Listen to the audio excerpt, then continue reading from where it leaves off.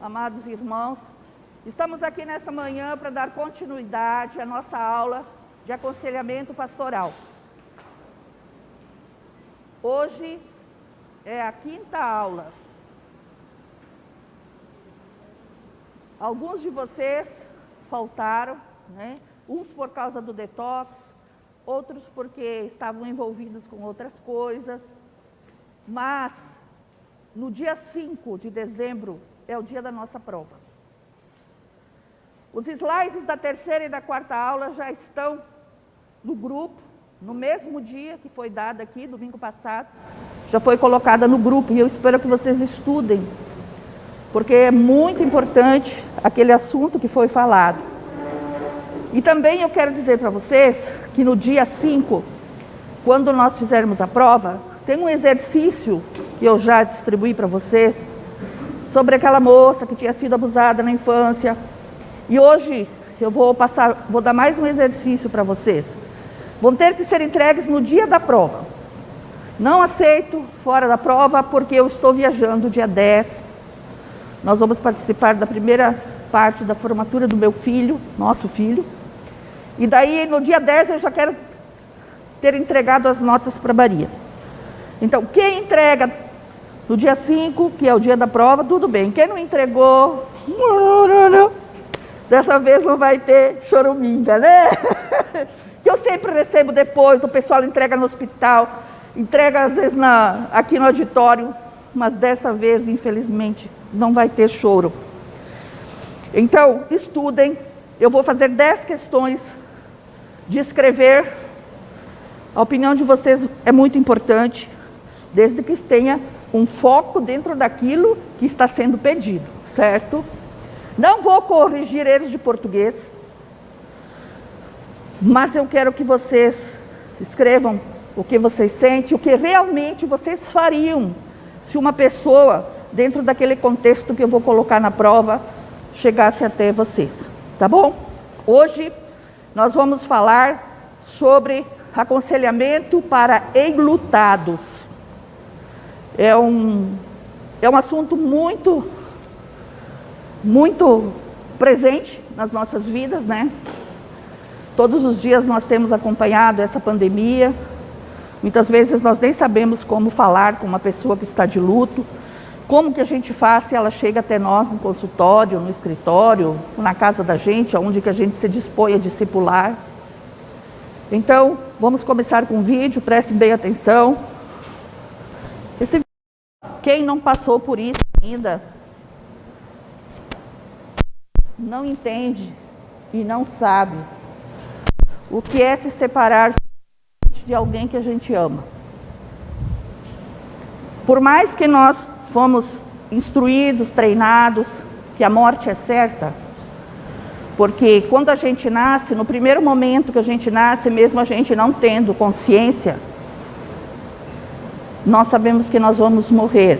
Já é um minuto a menos a partir do momento do que nós vamos viver.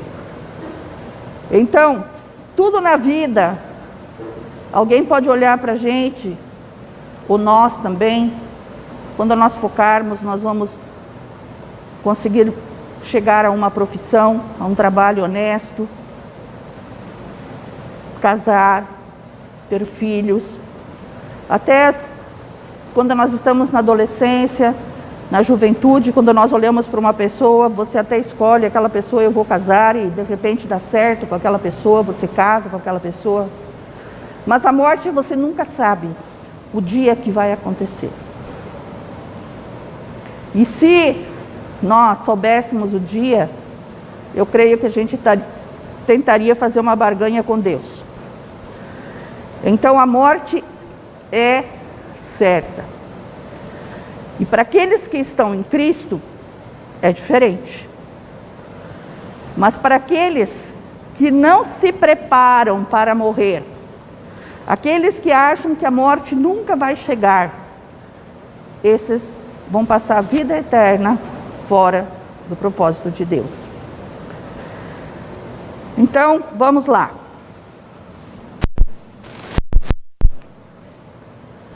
Certa vez, alguém disse que o viver e o morrer são duas situações bem distintas.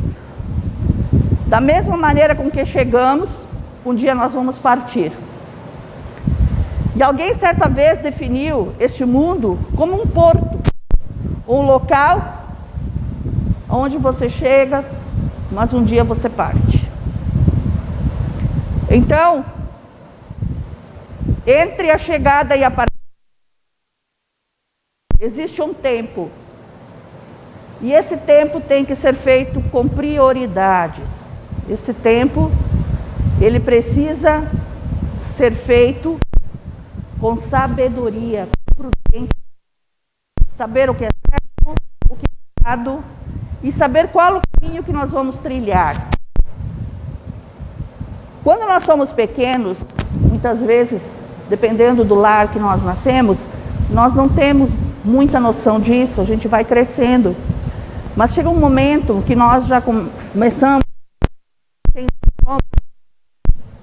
e nós vamos entender que a morte, ela é certa.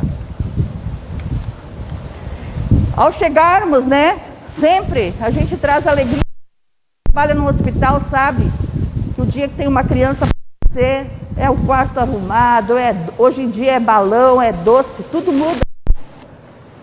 É doce, é parente chegando, é felicidade, alegrias, Raríssimos são os casos em que esse sentimento é como legado. Mas ao mesmo tempo que, quando nós chegamos, trazemos muitas alegrias, o dia que nós partimos, ficam-se as lágrimas. Às vezes essa é uma reação de alguém que recebe uma morte de um ente querido. A gente não consegue decifrar e mostrar claramente como vai ser a morte de alguém, uma pessoa perto da gente, do ente querido. A gente nunca vai saber a reação. É a mesma coisa quando um ladrão pede o tênis da gente. A gente não sabe que reação a gente vai ter. Se a gente vai entregar, se a gente vai ir para cima do ladrão, entendeu? É algo do instante. Então, o Dia dos Mortos, aqui eu trouxe uma ilustração. No México, o Dia dos Mortos é uma festa. E nos dias dos finados, eles fazem 3 dias de festa, comemoram o morto, bebem. Já na China é diferente. Na China eles tiram todos os móveis de dentro da casa do morto, cobrem o espelho com um pano vermelho, vestem de vermelho, e porque eles acham que os mortos voltam a falar com eles. Então, cada lugar é só por curiosidade, pesquisa. Isso daqui representa o sentimento de morte. É quando quebra alguma coisa que a gente gosta muito. Um sentimento, uma união, uma decisão que você tomou e de repente você vai casar com aquele cara e ele morre. Então você acha que você tomou uma decisão errada. Mas a morte, quando ela chega, realmente ela nos deixa destroçados, sem chão. Muitas vezes a morte, ela chega numa casa, o marido fazia tudo.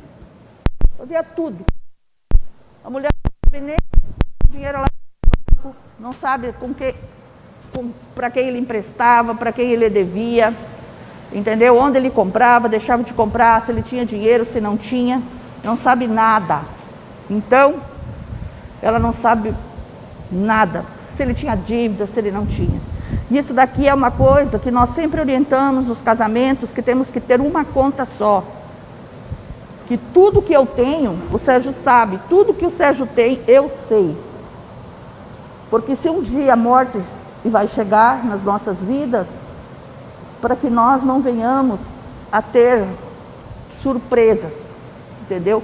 Porque eu já vi muita viúva aí, não podendo nem mexer para pagar o funeral, porque o marido não dava senha de nada.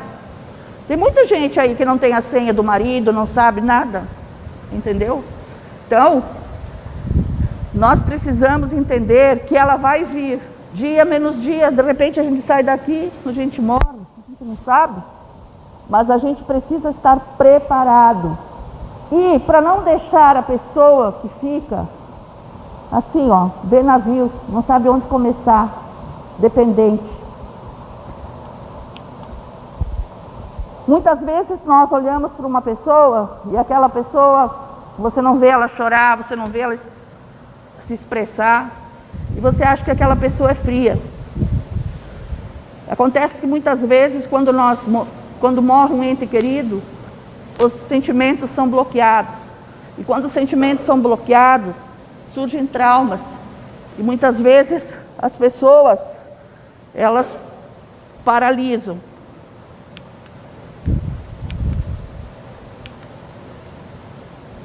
Qual o primeiro passo que nós devemos fazer quando nós nos deparamos com alguém que perdeu um ente querido? Primeiro passo, abrace. Eu sei que agora nós estamos numa pandemia, mas de repente é um familiar, alguma coisa, mas a primeira coisa que a gente tem que fazer é abraçar essa pessoa. Abrace, abrace, abrace, não fale nada, nada mesmo.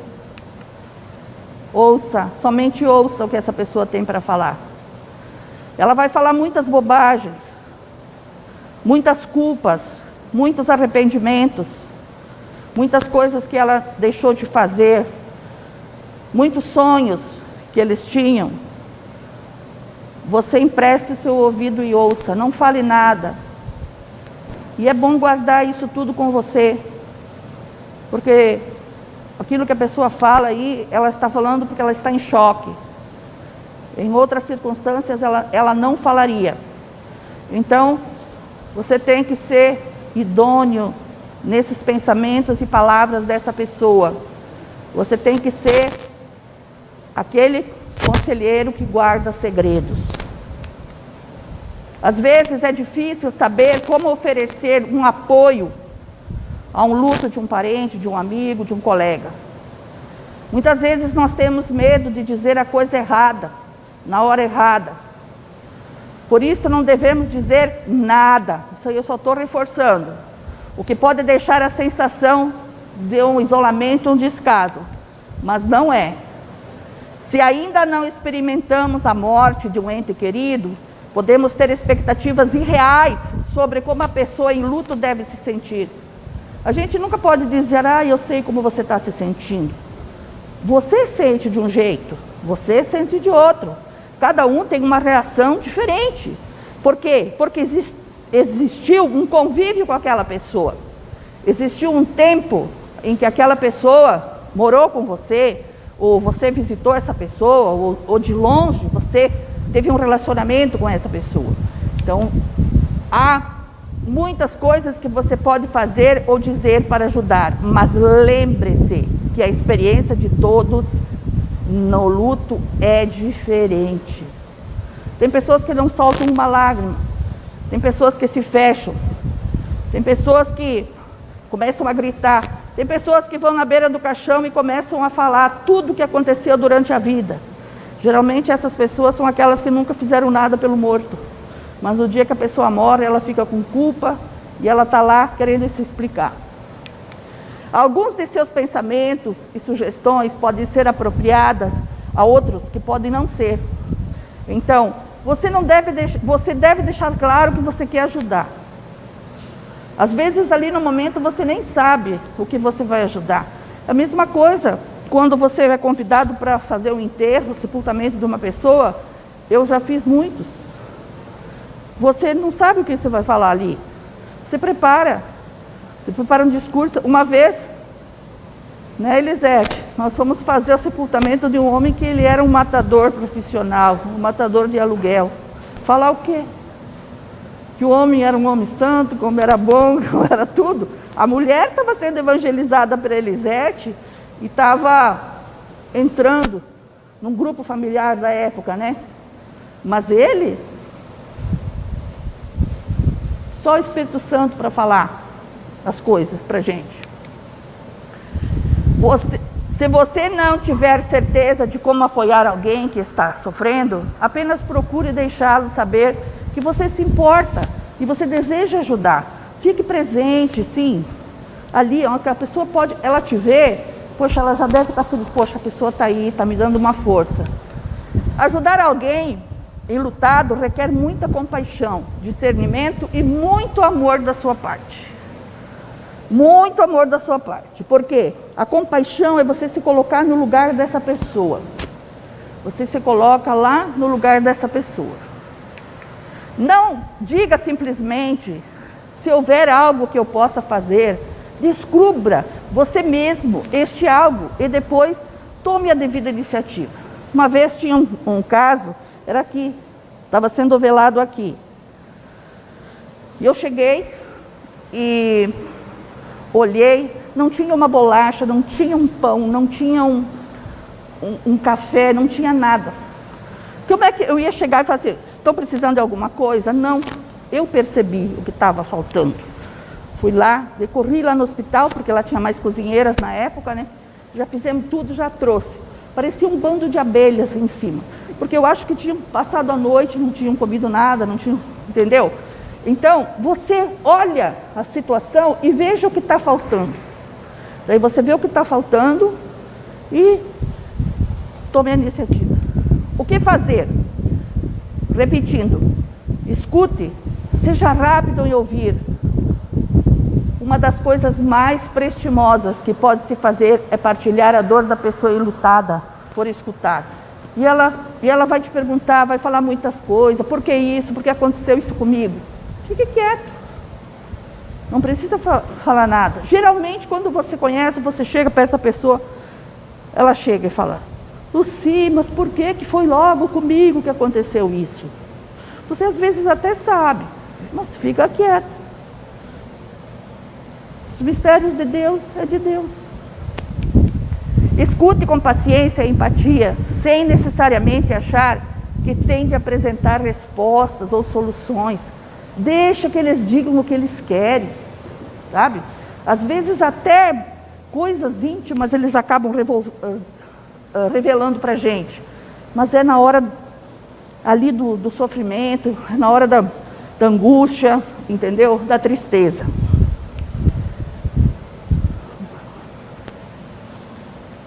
A vida é curta.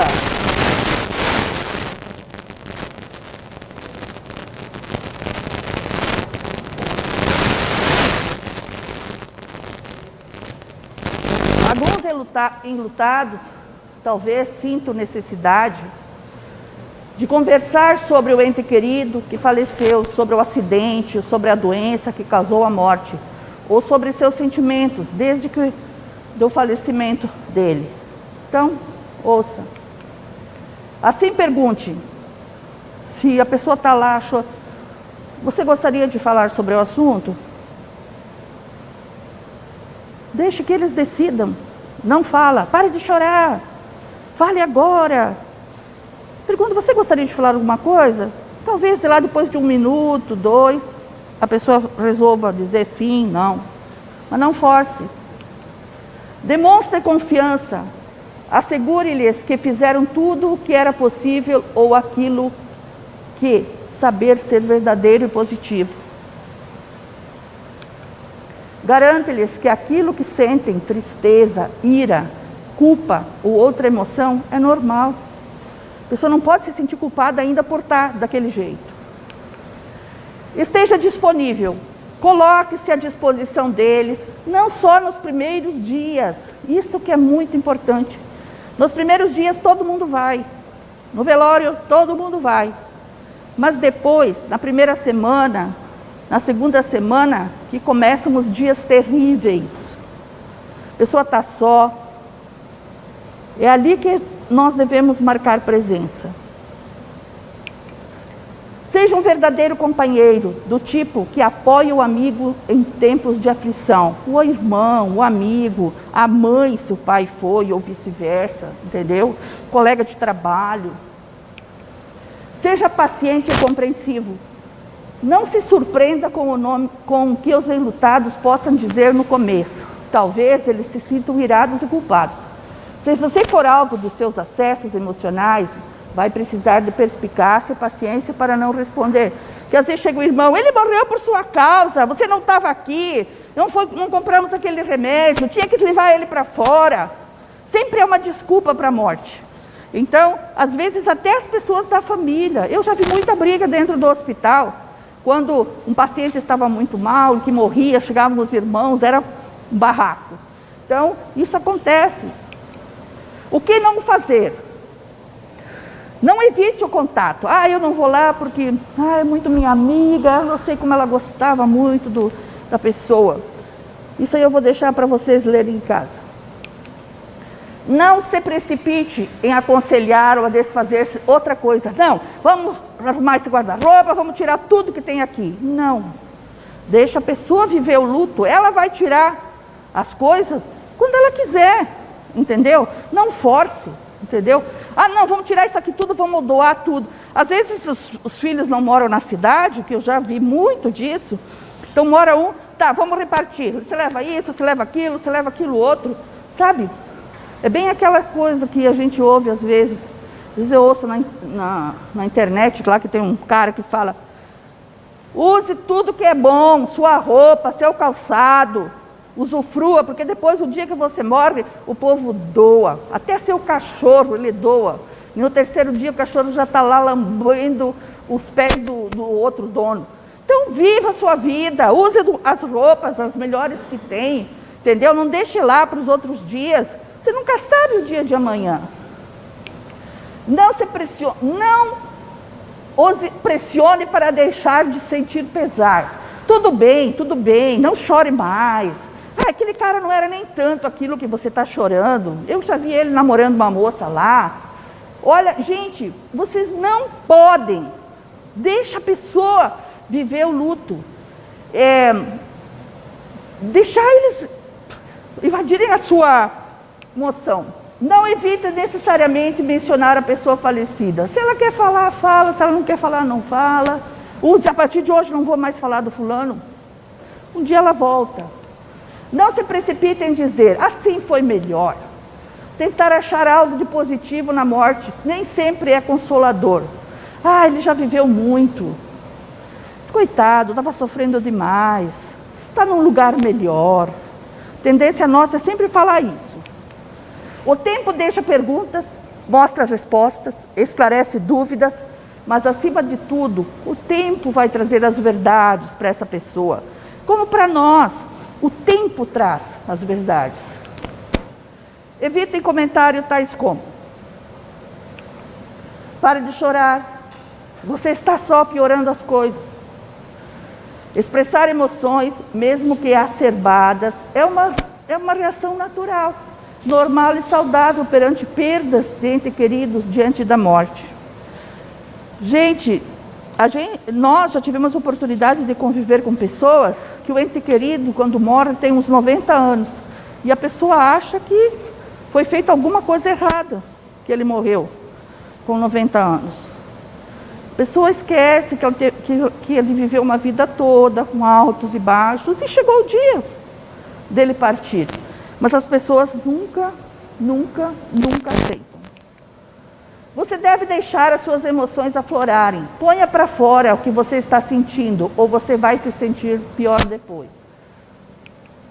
Pelo menos o fulano não está sofrendo mais. Isso não conforta. Ninguém não conforta. Essa semana mesmo chegou uma pessoa lá. Eu fui lá para o Sérgio assinar um negócio. E encontrei com ela no corredor. Estou com depressão. Está com depressão, o que houve? Meu pai morreu e eu estou me culpando porque eu não cuidei bem do meu pai e não entendi meu pai. Agora, a gente tem que pensar antes, né? Pensei comigo, mas não, conversei com ela, orei com ela, pronto. Ela vai ter que procurar um psiquiatra, um psicólogo, alguma coisa. Aquelas pessoas, não, você tem que ser forte. Você é forte. Eu sempre acompanhei a sua vida, você é forte, tem que ser forte. Deus, aquela velha frase, Deus nunca dá mais do que aquilo que você pode suportar. Amada, o Senhor está te dando aquilo que você pode suportar. Essas declarações, gente, elas fazem nos sentir errados em sentir alguma coisa, uma perda. São coisas normais.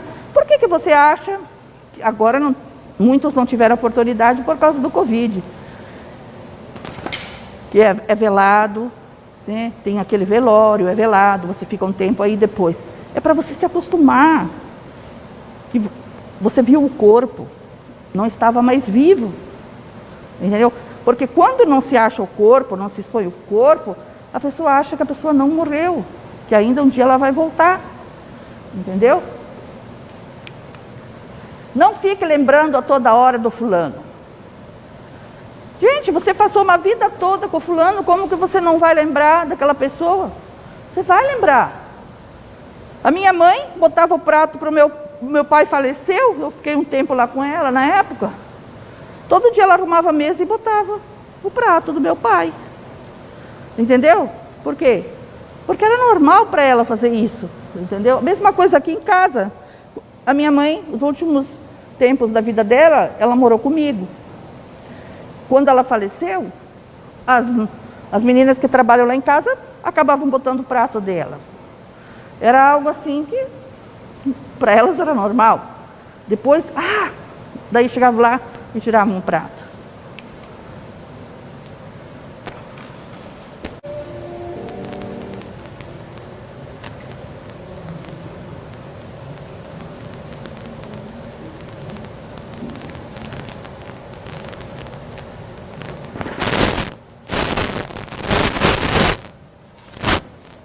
Continuando, aquilo que a gente não precisa ficar falando.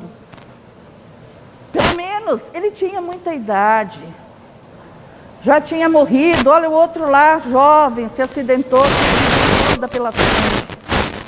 Quantos anos de idade será suficiente para se estar pronto para morrer?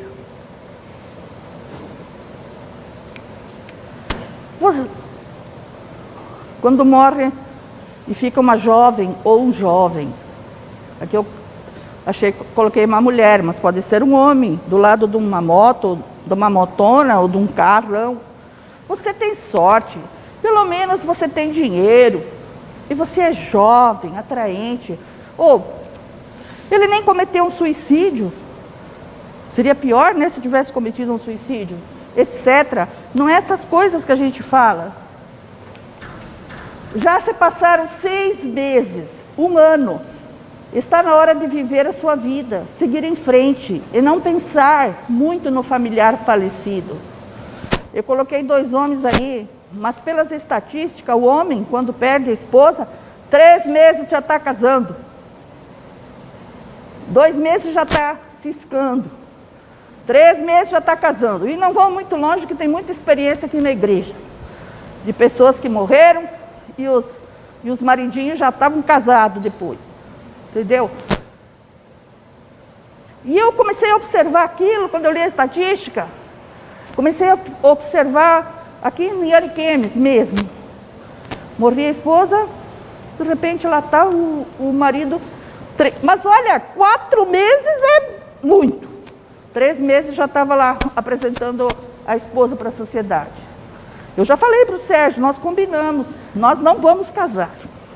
Nem eu e nem ele. Né, amor? Então. Vocês são de testemunhos. Quem for antes, vocês estão de testemunhas, todos. Quem for. Até que a morte os separe, mas mesmo assim, nós não vamos casar. As pessoas nunca deixam de sentir a perda de um familiar falecido. Ela pode até casar com outra pessoa, mas ela vai sempre se lembrar de alguns detalhes, né? E nós não temos prazo para o luto. Por exemplo, nós temos o nosso amigo Kentes aqui, que ele perdeu o pai recentemente. Como que eu vou chegar para ele e vou dizer, Kentes, você tem que esquecer seu pai. Eu vou te dar 3 meses para você não lembrar mais do seu pai. Não, eu não posso entrar no sentimento dele. O luto é dele. O meu luto, quando eu perdi meu pai, foi uma coisa. O luto dele é outra coisa. Entendeu? Nós temos que ter essa compreensão. Tipos de observações que devem ser evitadas. Você pode casar de novo. Pelo menos, tipo, quando um filho morre, morreu aquele, mas você tem outros. Você tem sorte que ele viveu até numa idade madura. Foi a vontade de Deus. Pense, se lembrar nos bons tempos. Você vai se sentir melhor em breve. O tempo cura todas as feridas. Conte as bênçãos, que ainda tem muito. Hã? Não, é só escutar. Você tem que se recompor e ser forte. Eu sei exatamente como você se sente, você não sabe. Você tem que deixar a pessoa se organizar, entendeu? Se ela falar assim, o que você acha? Por exemplo, eu estou lá e a pessoa chega assim, por exemplo, o que você acha, né? Se eu começar a dar testemunho do meu ex-marido, do ex que morreu, né? Se eu começar a falar das bênçãos dele, do que ele fazia, do legado que ele deixou, você acha isso certo? Ou tu acha que olha, se isso te faz sentir bem, se isso está no teu coração e você acha que se você falar isso, outras pessoas vão ser atingidas, até mesmo você, faça. Só que você tem que deixar a pessoa decidir. Porque se você diz, você tem que entender que no aconselhamento a pessoa vai lá, muitas vezes, porque ela quer que você afirme aquilo que ela está pensando. E se você afirmar aquilo que ela está pensando, ela vai sair por aí dizendo, não, mas o fulano disse que eu estou certa. Entendeu? Porque tem pessoas também que buscam um aconselhamento, que querem mudança, que querem transformação. Isso eu estou falando na aula no geral. Que querem, meu Deus, uma vida nova. Mas existem dentro delas coisas que elas não querem abrir mão. Não querem quebrar aqueles paradigmas. E se você vai lá e fala assim, não, mas isso daí você pode esperar. Ela vai pegar aquilo para a vida dela. Então você nunca pode dizer para ela, aquilo é certo. O que é certo para mim pode não ser certo para outra pessoa. Por exemplo, economizar todo final de mês para não se apertar mais adiante. Tem gente que não acha isso certo. Então, se eu vou falar isso, como aconteceu uma vez num aconselhamento, fomos falando, quando chegou no dia que falamos para essa pessoa que ela tinha que pagar as dívidas,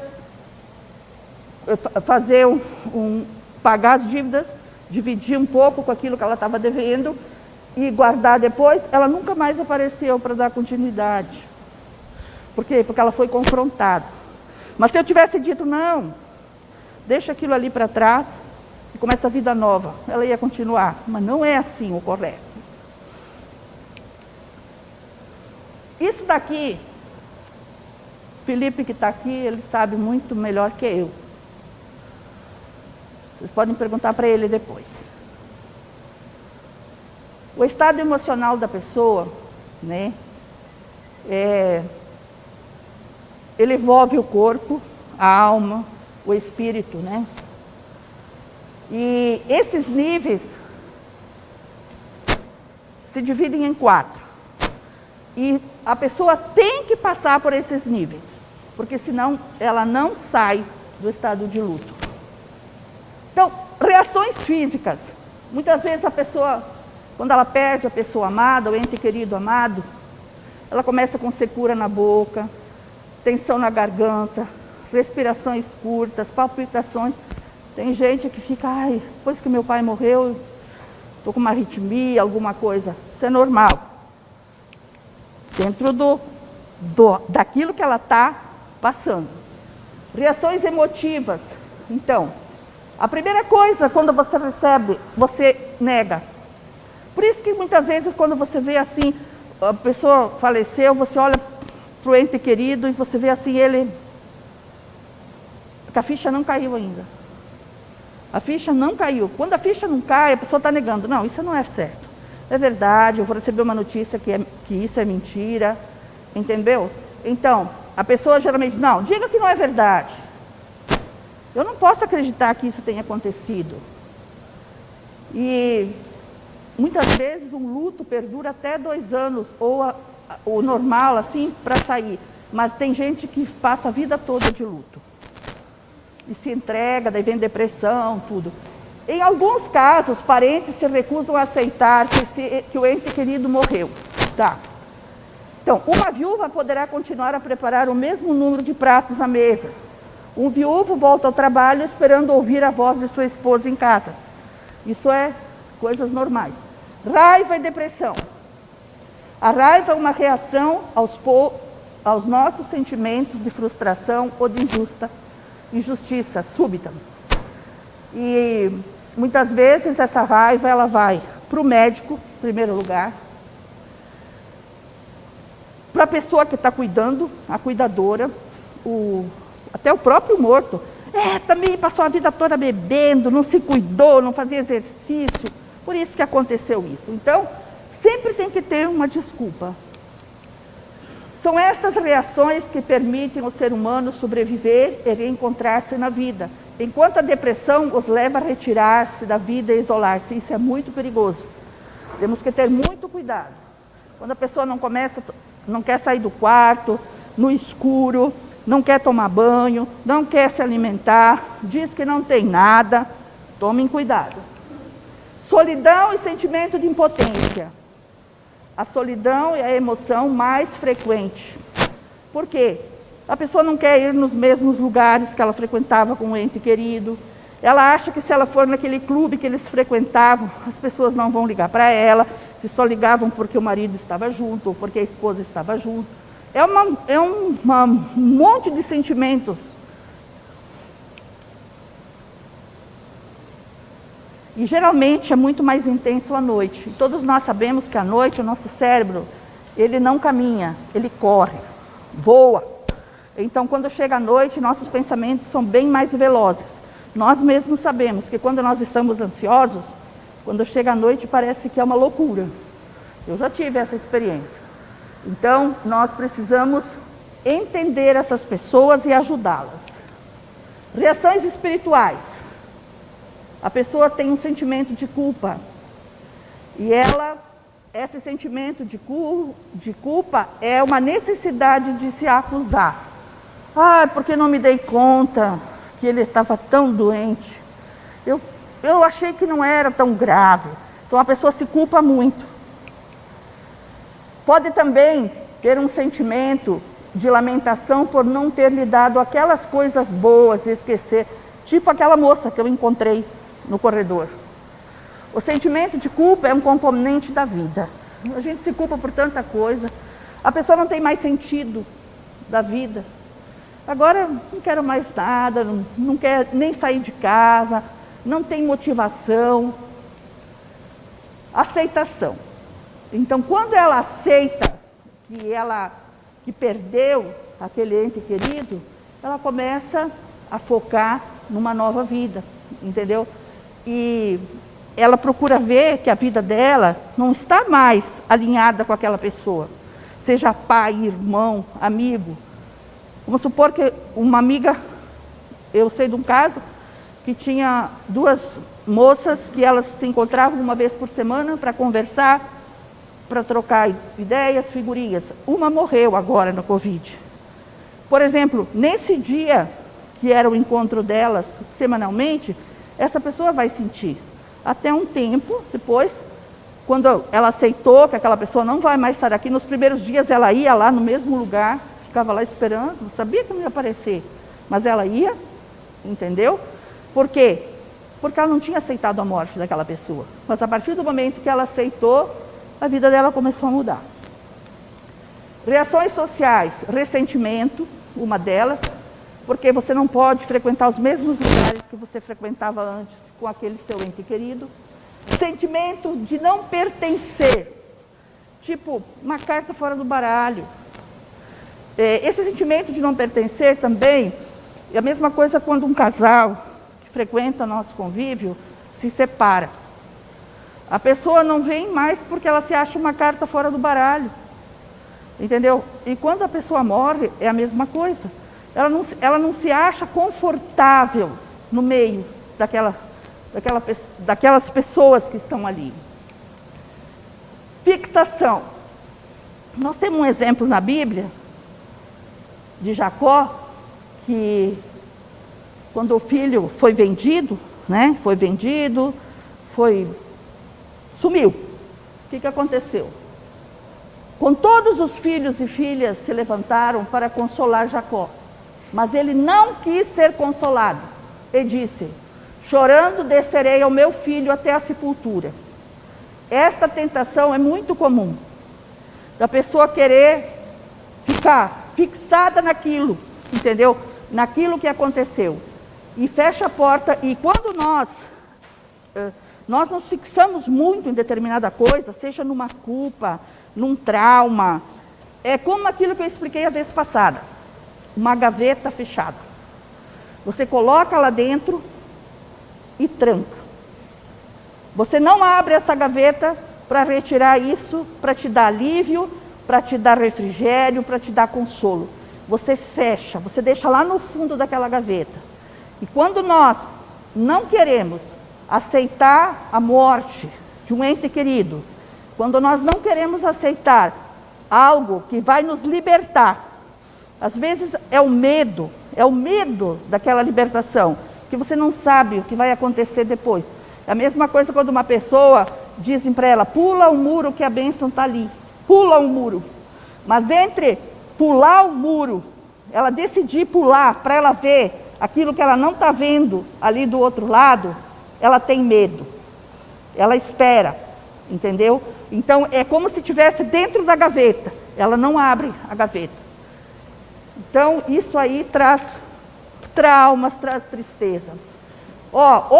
Outros sintomas que podem aparecer com o sofrimento: apatia, a pessoa fica apática, não tem vontade de fazer nada, masoquismo, se sabota, entendeu? Sofre amargura, corta os pulsos. Quantas pessoas que se cortam, se mutilam para dizer que elas estão sentindo aquela dor e não vai trazer nenhum benefício para ela. A Bíblia e o luto. No Antigo Testamento, temos a presença de Deus quando andamos no vale da sombra da morte. Vamos junto. Lemos descrições de pessoas sofrendo momentos de perda e perturbações. Aprendemos que a palavra de Deus fortalece os que sofrem. E somos apresentados ao Messias como o homem das dores, do que sabe o que é padecer. Certamente ele tomou sobre si nossas enfermidades e as nossas dores ele levou sobre si. Pois vocês leem lá Isaías. Cristo é o significado do luto. Isso aqui é muito importante. Os incrédulos que sofrem sem esperança para o futuro são muitos. Para esses, a morte é o final da relação. Mas o cristão não pensa dessa forma. Em duas passagens mais claras sobre o assunto no Novo Testamento, aprendemos que se cremos em Jesus, morreu e ressuscitou, assim também Deus, mediante Jesus, trará juntamente em companhia dos que dormem. Podemos consolar uns aos outros como estas palavras: convencidos de que no futuro os mortos ressuscitarão incorruptíveis e somos transformados. Aqui, ó. E quando este corpo corruptível se revestir de incorruptibilidade, e o que é mortal se revestir de imortalidade, então se cumprirá a palavra que está escrita ali. E aqui, ó. Para o cristão, a morte não é um fim. Guardem isso daí que eu vou pedir na prova. Para os cristãos, a morte não é um fim da nossa existência, mas é a entrada para morar com Jesus pela vida eterna. Quem crê em Cristo sabe que os cristãos estarão para sempre com o seu Senhor. A morte física continua presente para o diabo, que tem o poder sobre a morte, mas devido à crucificação e ressurreição, Cristo nos livrou da morte. Cristo prometeu que aquele que vive e crê dele jamais morrerá. Assim os crentes são encorajados a se manterem firmes, inabaláveis e fazendo sempre a obra de Deus. Todos nós, como os ministros de Cristo, fomos chamados para sermos médicos de almas, a fim de sarar as feridas e enxugar as lágrimas. Nosso Senhor dará sabedoria ao seu ministro a se manifestar por intermédio dele, como o terno e cuidadoso amor do bom samaritano. E assim o pastor será capaz de derramar o vinho e o azeite, tratando-a suavemente. Muito amor envolvido em tudo. Em todo aconselhamento, o amor, a palavra de Deus, o Espírito Santo de Deus, não pode faltar. Se o Espírito Santo não estiver presente na hora que você estiver consolando, não vai dar certo. Porque o Espírito Santo é primordial no aconselhamento de Deus. Quão elevado e divino é este ministério. E quão próximo está o próprio Deus, homem, que pode cuidar com carinho eficiente dos corações que estão a sangrar. Esse aí é um livro. Esse é outro que eu pesquisei. Agora vamos ver um vídeo aqui muito bom.